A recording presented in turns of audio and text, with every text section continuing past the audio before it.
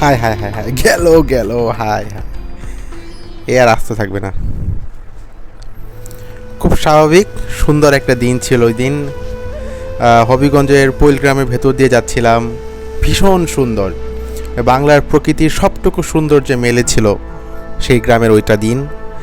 তখনও কিন্তু বুঝতে পারিনি যে সামনে একটু কিছুক্ষণ পর এমন একটা সময় অপেক্ষা করছে। যাই হোক, রিক্সা দিয়ে ঘুরছিলাম এবং রিক্সা থেকেই ড্রোন চালাচ্ছিলাম। যেদিকে যাচ্ছিলাম ড্রোন ফ্লাই করছিলাম। তারপর মনে হলো ঠিক আছে, একটা রিক্সাকে ট্র্যাক করে একটা শট নেই। যেহেতু মেভিক মিনিতে কিন্তু ট্র্যাকিং অপশন নাই, সেই ক্ষেত্রে যেটা হয় যে ম্যানুয়ালি ট্র্যাকিং করতে হয়। তো রিক্সার দিকে নিয়ে আসলাম।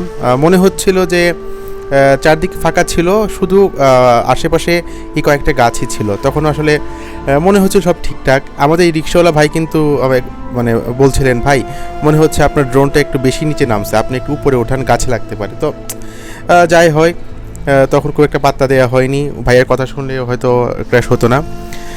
যেই ট্রেক করলাম, ট্রেক করে প্রস্তুতি নিচ্ছিলাম, দুইটা স্পিড একটু কী করে নিচ্ছিলাম, মিলিয়ে নিচ্ছিলাম রিক্সার স্পিড এবং ড্রোনের স্পিড। আসলে সব ঠিক ছিল, যদি একটু জাস্ট আরেকটু অল্টিটিউড একটু উপরে নিতাম তাহলে সমস্যা হতো না। তো এইটা রিক্সার স্পিডটা বুঝে নিলাম, দেন শুরু করলাম যে ট্রেকিং।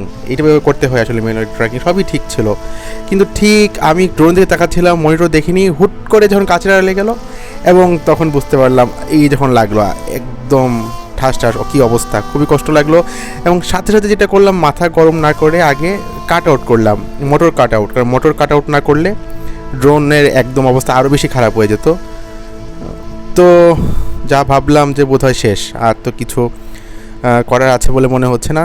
তো ঠিক আছে, তারপর গেলাম এবং ড্রোনটাকে খুঁজতে গেলাম। এবং খুঁজে প্রথমে হাত দিয়ে আমি সবার আগে যেটা দেখলাম সেটা হচ্ছে গিম্বেল। আমি জানি সবার আগে ওইটাই ভাঙতে পারে। যে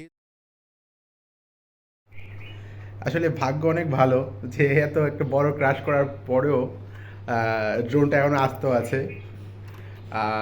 আসলে ড্রোনটা ক্র্যাশ করার পরে আমি যেটা করলাম, সবার আগে আসলে যেটা হয় যে পাওয়ার অফ করতে হয়, ব্যাটারিটা খুলে নিতে হয়। কারণ গাছের মধ্যে এখন অনেক কুয়াশা থাকে, ভেতর যদি ঢুকে থাকে তা শর্ট সার্কিট হওয়ার সম্ভাবনা থাকে।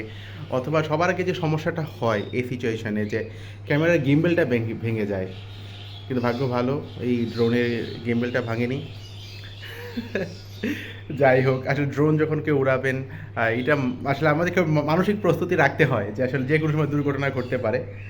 আসলে আমার আজকের এই দুর্ঘটনা ঘটার দুইটা কারণ। একটা হচ্ছে অসাবধানতা, যে অনেক কেয়ারফুল ছিলাম না। আরেকটা হচ্ছে আমি যেটা মনে করি ওভার কনফিডেন্ট। আমি কয়েকদিন যাবৎ খুব মানে কি বলবো, যে খুব বিভিন্ন রিস্ক নিয়ে শট নেওয়ার চেষ্টা করতেছিলাম, যে গাছের ফাঁক দিয়ে, তারপরে হচ্ছে পুরাতন বাড়ির বিল্ডিংয়ের ভেতর দিয়ে, রাজবাড়ির ভেতর দিয়ে। যাই হোক, আসলে সতর্ক থাকতে হবে ড্রোন উড়ানোর ক্ষেত্রে, এবং কখনোই ওভার কনফিডেন্ট হওয়া যাবে না।